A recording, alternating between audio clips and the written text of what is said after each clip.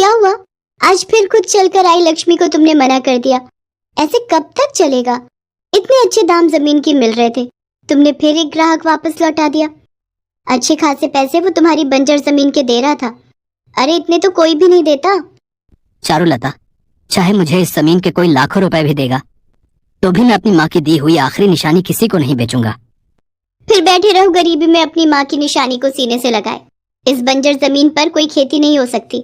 ऊपर से अगर कोई इसे खरीद कर इस पर कुछ बनाना चाहता है तो तुम बेचने को राजी नहीं हो। आखिर हमारा क्या होगा? हम अमीर हो सकते हैं पर तुम की ढीठ बनकर बैठे हो। तुमसे तो बात करना ही बेकार है। जा रहा हूं मैं, और कान खोलकर सुन लो, मैं अपनी जमीन नहीं बेचूंगा। किशन के माता पिता नहीं थे, उनके पास एक बंजर जमीन का टुकड़ा था। किशन की माँ ने मरते समय किशन से कहा था कि वो इस जमीन को उनकी निशानी समझकर अपने पास रखेगा। यही सोचकर किशन ने आज तक अपनी जमीन का टुकड़ा किसी को नहीं बेचा। उसके पास बहुत से ऐसे ग्राहक आते थे जो उसे मुंह मांगा इनाम देना चाहते थे, पर किशन सबको मना कर देता था। यही बात उसकी पत्नी चारुलता को पसंद नहीं थी। वो तो चाहती थी कि वो उस जमीन को बेचकर अच्छे पैसे कमा ले और उनकी गरीबी दूर हो जाए। इसीलिए वो किशन से गुस्से में रहती थी। किशन गांव में मजदूरी का काम करता था और जो थोड़े बहुत पैसे वो कमाता उनसे वो घर का गुजारा करता था। एक दिन किशन किसी काम से शहर गया हुआ था। पीछे से चारुलता ने वो जमीन किसी दूसरे गांव के साहूकार को बेच दी। किशन इस बात से अनजान था। ले लीजिए बहन जी, जमीन के पैसे गिन लो, पूरे 15 लाख रुपए हैं। 15 लाख रुपए? इतने तो मैंने सपने में भी कभी नहीं देखे। ये लो भैया जी, जमीन के कागज। पर मेरे पति को कानो कान खबर नहीं होनी चाहिए कि ये जमीन मैंने आपको बेची है, समझे? चारुलता पैसे देखकर बहुत खुश थी। उसने किशन को अभी इस बारे में कुछ भी नहीं बताया था। पर अचानक अगले दिन वो साहूकार चीखता चिल्लाता चारुलता के घर आता है। अरे तुमने मुझे कैसी जमीन बेच दी जहाँ पर भूत प्रेतों का वास है? मुझे ऐसी जमीन नहीं चाहिए। मेरे मजदूर काम छोड़कर भाग गए, मेरा कितना नुकसान हो गया। ये अपनी जमीन के कागज पकड़ो और मेरे रुपए मुझे वापस करो। कौन सी जमीन की बात कर रहे हो आप? वही बंजर जमीन जो तुम्हारी पत्नी ने मुझे पूरे 15 लाख में बेची थी। चारुलता घबरा जाती है और साहूकार को पैसे वापस कर देती है। किशन को सारी बात पता चलती है। वो चारुलता की हरकत से बहुत दुखी होता है और अपनी जमीन पर जाकर रोने लगता है। शाम घिर आई थी। किशन एक पेड़ के नीचे बैठा अपनी माँ को याद करके क्षमा मांगने लगता है। माँ बापू, मुझे माफ कर दो। चारुलता की तरफ से मैं आपसे माफी मांगता हूँ। मैं आपकी आखिरी निशानी, मेरी पुरखों की जमीन को कभी नहीं बेचूंगा। मैं कल से खुद इस जमीन पर खेती करने की कोशिश करूंगा। किशन अगले दिन ही कुदाल और फावड़ा लेकर अपनी जमीन पर पहुंच जाता है और अपनी बंजर जमीन को साफ करने लगता है। बंजर जमीन अच्छे से साफ करने के बाद किशन बहुत थक गया था। वो उस रात अपने खेत पर ही सो जाता है। आधी रात के वक्त किशन को एक आवाज सुनाई पड़ती है। किशन देखता है, उसके सामने धरती माता खड़ी है। आप कौन हैं? किशन, मैं धरती माता हूँ। मैंने तुम्हारा मातृत्व प्रेम देखा है। ये जमीन तुम्हारे पूर्वजों की धरोहर है जो तुम्हारी माँ ने तुम्हें दी। तुमने अपनी माँ की आज्ञा का पालन किया और जो बच्चे अपने माता पिता की आज्ञा का पालन करते हैं वो सदैव जीवन में सफल होते हैं। तुमने गरीबी में दिन गुजारे फिर भी जमीन को नहीं बेचा। मैंने ही साहूकार को और मजदूरों को यहाँ से भगाया था। मैं जानती थी कि तुम इस जमीन की रक्षा करते हो और इसे कभी नहीं बेचोगे। आज तुमने अपनी सेवा भाव से इस जमीन को साफ किया है। मैं तुम्हारी सेवा से प्रसन्न हूँ, इसलिए मैं तुम्हें एक वरदान देना चाहती हूँ। धरती माँ, कैसा वरदान? किशन, आज से कई वर्ष पूर्व तुम्हारे पूर्वजों ने इस जमीन पर मिर्च की खेती लगाई थी, पर गांव में सूखा पड़ गया जिस कारण सारी खेती तबाह हो गई। उसके बाद ये जमीन बंजर हो गई। तुमने इस जमीन को साफ सुथरा करके फिर से उपजाऊ बनाया है। मैं तुम्हें ये जादुई मिर्च के बीज दे रही हूँ। इन्हें अपनी जमीन में बो देना।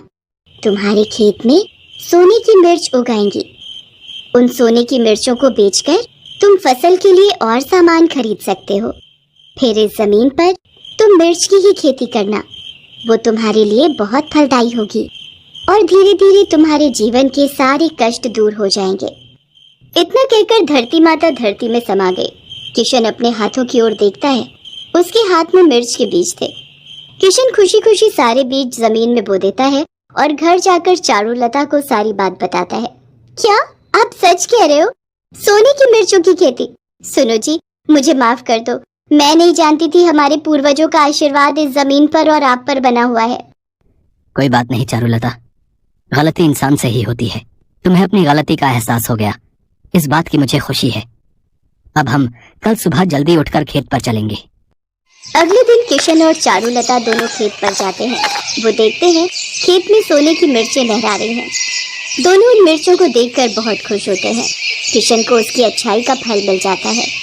धरती माता और पूर्वजों के आशीर्वाद से उसके जीवन के सारे दुख दूर हो जाते हैं।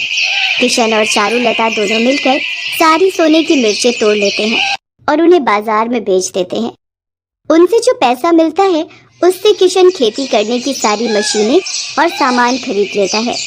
किशन अपने खेत की जमीन पर सिर्फ मिर्च की ही खेती करता था, जो कि उसके लिए बहुत फलदायी थी। धीरे धीरे किशन गांव में पैसे वाला साहूकार बन गया। वो गरीब और बेसहारा लोगों की भी बहुत मदद करता था। आज भी वो मन ही मन अपने पूर्वजों और धरती माँ को धन्यवाद करना नहीं भूलता।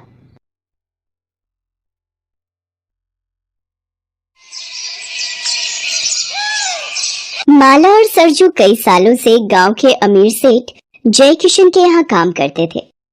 सरजू सेठ की फैक्ट्री में मजदूरी किया करता था और माला उसके घर के सारे कामकाज। सरजू और माला के 2 बच्चे भी थे, बिंदिया और शिवा। सरजू और माला जितने ईमानदार और मेहनती थे, सेठ और उसकी बीवी सरिता उतने ही घमंडी और लालची थे। वो गरीबों को अपने पैरों की धूल समझते थे। माला, अरे माला, कहाँ मर गई? यहाँ जल्दी। जी मालकिन, बताइए। क्या बताऊं?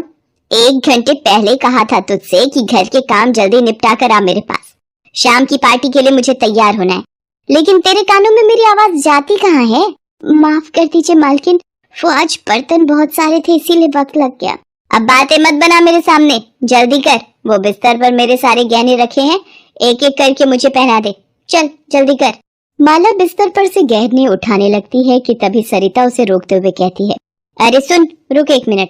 वो वाला हार तू मत छू से, मैं ही उठाती हूँ। सरिता एक ज्वेलरी बॉक्स उठाती है और फिर उसे खोलती है। उस बॉक्स में बड़ा ही सुंदर हीरों का हार था। उस हार की चमक देखकर माला ने कहा, वाह मालकिन, ये हार तो बहुत ही सुंदर है। आप बैठिए, मैं पहना देती हूँ आपको। नहीं, रहने दे, तू इसे हाथ मत लगाना, मैला हो गया तो। असली हीरो का हार है, खास आज शाम की पार्टी के लिए खरीदा है मैंने। तुझे दूर से देखना है तो देख ले, वैसे भी तूने अपनी जिंदगी में असली हीरे थोड़ी ही देखे होंगे कभी। ऐसा मत कहिए मालकिन, मेरे बाबा हीरो की खान में काम करते थे। बचपन में मैंने बहुत हीरे देखे हैं, वो भी बिल्कुल असली। रहने दे, मजदूरी करके खान से हीरे निकालना अलग बात है और उन्हें खरीद कर गले में पहनना अलग। चल अब बातें बनाना बंद कर और मुझे तैयार कर जल्दी से, वैसे ही बहुत देर हो गई है। माला चुपचाप सरिता को तैयार करने लगती है। ये सरिता की आदत थी। उसे अपनी अमीरी पर इतना घमंड था कि वो अपनी महंगी चीजों का दिखावा करने का एक भी मौका नहीं छोड़ती थी, खास तौर पर माला के सामने, क्योंकि वो जानती थी कि ये सब खरीद पाना माला के बस से बाहर था। दूसरी तरफ माला को बाकी चीजों से इतना फर्क नहीं पड़ता था, लेकिन गहनों का उसे भी बड़ा शौक था, पर वो कभी अपना ये शौक पूरा नहीं कर पाई। सरिता तैयार होकर सेठ के साथ पार्टी में चली गई और माला सारे काम निपटा कर अपने घर पहुंची। उसका उदास चेहरा देखकर सरजू ने उससे पूछा, क्या हुआ माला, आज क्या दिखाकर जलाया तुझे मालकिन ने? मैं किसी से जलती वलती नहीं हूँ, वो तो बस ऐसे ही। तू मुझसे झूठ नहीं बोल सकती माला, बता दे मुझे, अगर मेरे बस में हुआ तो मैं भी ला दूंगा तेरे लिए। क्या ला दोगे? वैसा ही हीरो का हार जैसा मालकिन पहन कर गई है पार्टी में। माला, ये क्या कह रही है तू? इतनी बड़ी ख्वाहिशें कब से होने लगी तेरी? हाँ तो क्या बुरा है ख्वाहिश रखने में? सिर्फ पेट भरना ही जीवन का नाम है क्या? माला की आंखों में बेबसी के आंसू थे।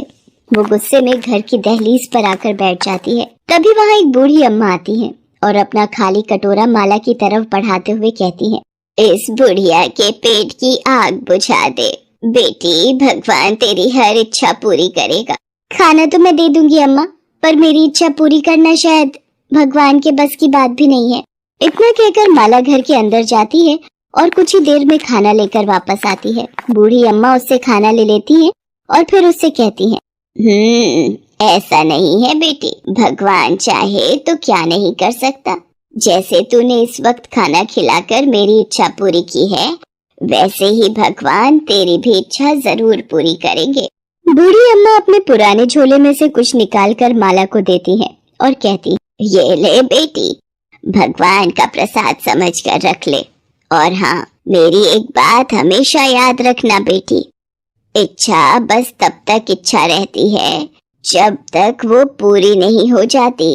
असली इम्तिहान तो इस बात का है कि अपनी इच्छा पूरी हो जाने के बाद तू क्या करती है। इतना कहकर बूढ़ी अम्मा वहाँ से चली जाती है। माला अपनी मुट्ठी खोलकर देखती है तो उसमें कुछ बीज होते हैं जो बूढ़ी अम्मा उसे देकर गई थी। वो उन बीजों को सरजू के पास लेकर जाती है और उसे सारी बात बताती है। मुझे तो कुछ समझ नहीं आ रहा कि इन बीजों का करना क्या है, और न ही कुछ और जो वो अम्मा मुझसे कहकर गई।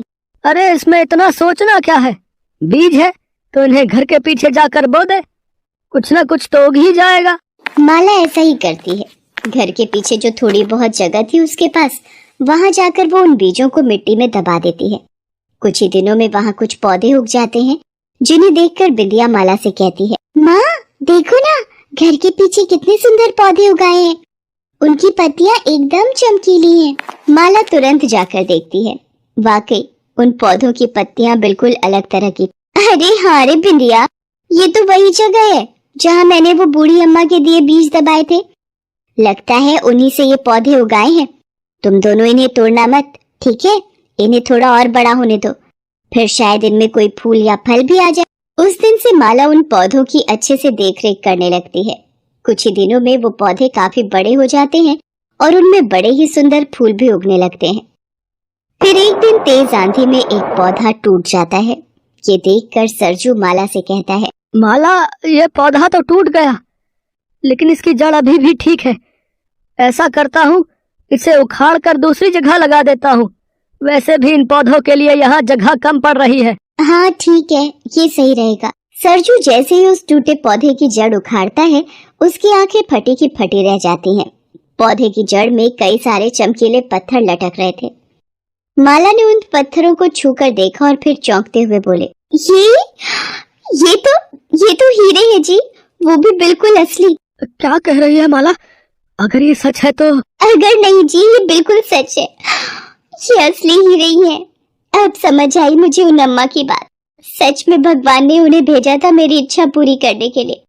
अब बैठे क्या हो, जल्दी करो, बाकी के पौधों को भी उखाड़ कर देखते हैं। माला और सरजू बाकी के पौधों को उखाड़ कर देखते हैं। सभी पौधों की जड़ें असली हीरों से भरी पड़ी थी। उन दोनों ने उन पौधों के फूलों से और बीज तैयार किए और अब तो वो हीरों की खेती करने लगे। माला और सरजू के दिन फिर गए थे। उन हीरों ने उन्हें पूरे गांव में सबसे मालदार बना दिया था। अब माला सारा दिन गहनों से लदी रहती। अब वो दोनों किसी के नौकर नहीं बल्कि सबके मालिक बन गए थे। माला को बूढ़ी अम्मा की बात समझ तो आ गई थी, लेकिन अधूरी। अब सरिता की तरह माला को भी अपनी अमीरी पर घमंड होने लग गया था। एक दिन बाजार में, अरे सरिता कैसी हो? वैसे दिख तो गरीब ही रही हो। तुम्हारा ये हार कितना फीका है, मेरे हार की चमक के सामने तो ये कुछ भी नहीं। सरिता बिना कुछ कहे वहां से चली गई। माला की सारी इच्छाएं अब पूरी हो गई थी। उसके पास हीरों के खेत थे जो अपने आप में किसी अजूबे से कम नहीं था।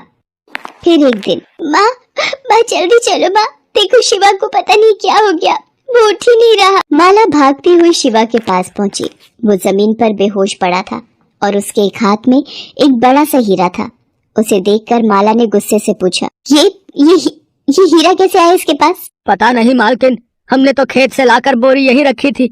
पता नहीं कब शिवा बाबा ने ये हीरा निकाल लिया। ये तो साफ था कि शिवा ने खेलते हुए उस हीरे को अपनी जीभ से लगा लिया था, जिससे वो बेहोश हो गया। सरजू शिवा को तुरंत अस्पताल लेकर भागा। देखिए, हम बच्चे को बचाने की कोशिश कर रहे हैं, लेकिन उसकी हालत नाजुक है। अब भगवान ही कोई चमत्कार कर सकते हैं। डॉक्टर की बात सुनकर तो जैसे माला के होश ही उड़ गए थे। उसे तो अब जैसे हीरों से नफरत सी होने लगी थी। उसने तुरंत अपने शरीर से हीरों के सारे गहने उतारकर फेंक दिए और पास ही बने एक मंदिर में जाकर भगवान के सामने जोर जोर से रोने लगी। हे भगवान, इतनी बड़ी कीमत मत लीजिए मुझसे, मुझे कुछ नहीं चाहिए। मैं हर परेशानी के साथ जी लूंगी, लेकिन अपने बच्चे के बिना नहीं जी सकूंगी मैं।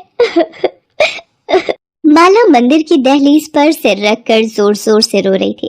तभी उसे अपने कंधे पर किसी का हाथ महसूस हुआ। उसने पलटकर देखा तो सामने वही बूढ़ी अम्मा खड़ी थी, जिन्होंने उसे पहली बार वो बीज दिए थे। माला बूढ़ी अम्मा के पैर पकड़ते हुए बोली, अम्मा मुझे कुछ नहीं चाहिए, मेरी बस एक ही इच्छा है, मुझे मेरा बच्चा वापस चाहिए अम्मा, और कुछ नहीं चाहिए मुझे। मैंने कहा था ना बेटी, इच्छा बस तब तक है जब तक वो पूरी ना हो जाए। लेकिन सच ये भी है कि बिना इच्छाओं के इंसान के जीवन का भी कोई मोल नहीं है। तो चिंता मत कर, आज तेरा दिल पहले की तरह साफ है, तो भगवान तेरी इच्छा जरूर पूरी करेंगे। ये ले, ये भगवान का प्रसाद अपने बच्चे को खिला दे जाकर। बूढ़ी अम्मा फिर से कुछ बीज माला को देकर वहां से चली गई। माला ने तुरंत जाकर उन बीजों का रस शिवा के मुंह में डाल दिया। देखते ही देखते शिवा को होश आ गया। वो अब बिल्कुल ठीक था। माला बहुत खुश थी। भले ही उसके पास अब हीरों के खेत नहीं थे, लेकिन उसका बच्चा सही सलामत उसके पास था, जो उसके लिए सबसे बड़ी